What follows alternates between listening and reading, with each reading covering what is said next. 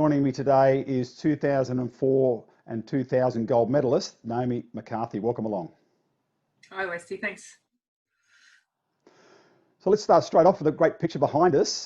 There's you and your teammates on the dais in Sydney 2000 after collecting the gold. Take us through that feeling. What's it like to win a gold medal? I actually, even though that's 20 years ago, I actually remember really clearly standing on that dais. And I really, really remember, as you would too, those 17,000 people that everyone stayed and sung the national anthem. And I really have clear memories of standing on that dais and looking up that massive stand at all those people singing and just really soaking in that atmosphere. It was amazing. Even at the time, I knew it was incredible. You were in the team in '95 in Sydney when they won the World Cup, and then water polo wasn't quite in the Olympics yet. And then we go forward a couple of years and there's the announcement that you're in the Olympics. And where were you at that point? What was the feeling to you that we finally get a chance? I was on the Sunshine Coast. It's one of those things that you remember where you were. I was on the Sunshine Coast on holidays, watching that announcement of exactly what was happening around Sydney, in terms of it being at Sydney. And I remember that really clearly. And then fast forward, I'm not sure exactly how long it was after that, not heaps, but then the announcement of, hey, this is going to go ahead. Women's water polo is we're finally getting our moment. And a lot of the girls from Sydney 2000 talk about winning the medal and recognising all the girls that came before them that didn't get the opportunity. Well, I mean, you can feel it like pretty much everyone on that podium would have played in '96 Olympic, had we been in there. And then previous to that, there's a whole stack of female athletes that just did not get the opportunity to compete at the Olympics. And we felt very much like we were representing them as well as ourselves and the whole country, obviously, but recognising them for the opportunities that they didn't get in the sport. And that pressure of a home Olympics, you did a recent article in Athlete's Voice and you spoke about the double-edged sword of having a home Olympics, but then the pressure, the scrutiny, the media attention, and obviously wanting to do your best. As you said, you were the red hot favourites in the media, but really it was a pretty open field there. There was 4 or 5 teams that could have won that Yeah, gold medal. 100%. Yeah, yeah. The pressure in that Olympics was just intense. Something definitely wasn't prepared for, and it's something it didn't ease over the week. In fact, the only time I felt calm and sort of more relaxed was actually at that gold medal match. Up until that, I was just really trying to control nerves and pressure and expectation and that sort of stuff for the whole week. So you stayed on. Obviously, some of the girls retired after 2000.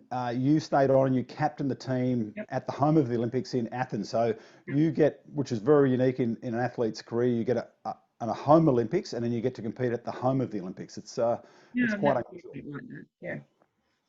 Yeah, yeah, So and that competing, I just didn't feel done after 2000. I really didn't. I was still, young, and I definitely knew I had another cycle in me. And to actually captain and lead your country at the Olympics is a huge honour. And for me, that's, the highlight of my career is obviously that gold medal, and that is the second highlight for me, actually captaining, my country at the Olympics.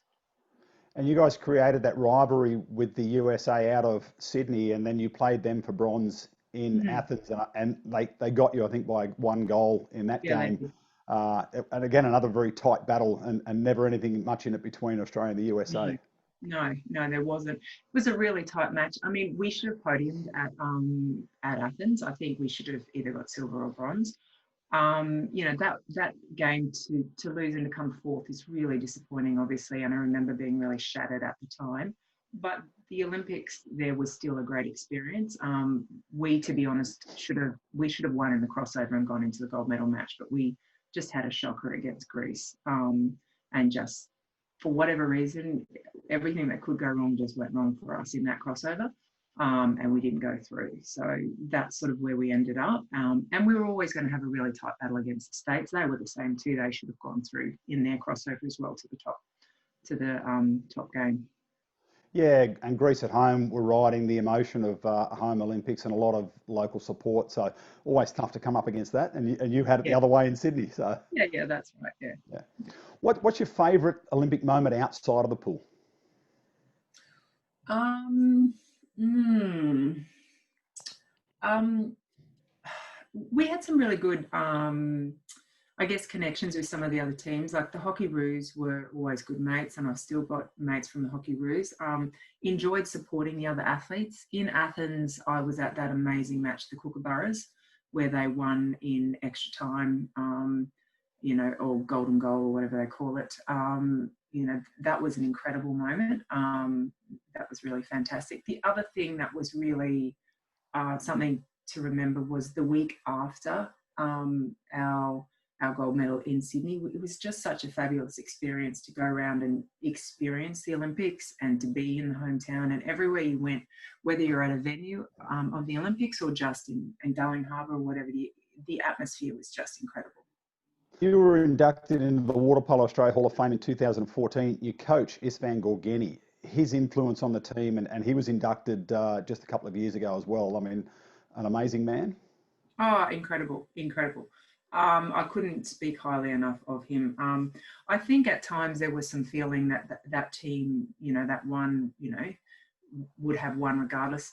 Absolutely not true. The amount of work he did into the system in Australia in terms of changing how we played and the strategy of how we were going to play, but also the investment into bringing a team together emotionally and to making sure it was going to gel and we were all on the same page. He absolutely was the orchestra of that team, and it wouldn't have happened without him. And he, I still am obviously in contact with him. Emailed him just recently through all this COVID stuff to see how he's going over in Hungary, and will be forever a massive part of my life. And you're now helping with young athletes through university and coping with study and Yep. training and getting their schedules together. So you're giving a little bit back in that way? Yeah, it's a great job actually. I get to sort of share on, some of them professional athletes, others are on that Olympic or Paralympic journey, and to get to go along that journey a little bit and, at times offer some of my advice, but also help them balance academic life and sporting life, because we all know it's over quickly and you need something else that is, going to supplement what you're doing in the pool or on the field or whatever you're doing, but also something to transition to after. So that's a really nice role for me. Can you sum up what it means for you to be an Australian Olympian? It's probably hard to sum it up really succinctly, but it's sort of something, it's a pride and a connection. You feel a connection with other Olympians for sure across all sports. It's a shared experience, and it's something certainly, at the time it's something I was obviously really striving for as an athlete, but it's something that becomes more valuable to you and you can recognise the significance of it as you get older. And Naomi, you also do a little bit of coaching with young kids in Queensland. And when you come to the Australian Club Championships, there's a lot of former national team players who are now parents who are helping coach their children or other junior teams and putting back into the sport what they got out of it. Yeah, definitely. It's you come to club nationals and it's like a reunion of all your past teammates over the years. Like so many of us have got kids that are now playing the sport and loving the sport. And it's not to say that we think that they're going to be on the same journey, but it's really interesting to see so many of us coaching and involved in this great sport and our kids coming through loving it as well. And also later this year will be the 20th anniversary of that gold medal match. Do you think you'll pinch yourself on that day and have a champagne and rally around with some of your friends? There'll definitely be a champagne. Definitely, there'll definitely be a champagne. We were trying to organise a catch up, all of us together from the 2000 team. With the situation this year, I can't see that happening, but I imagine we'll probably be on Zoom with some champagne celebrating together.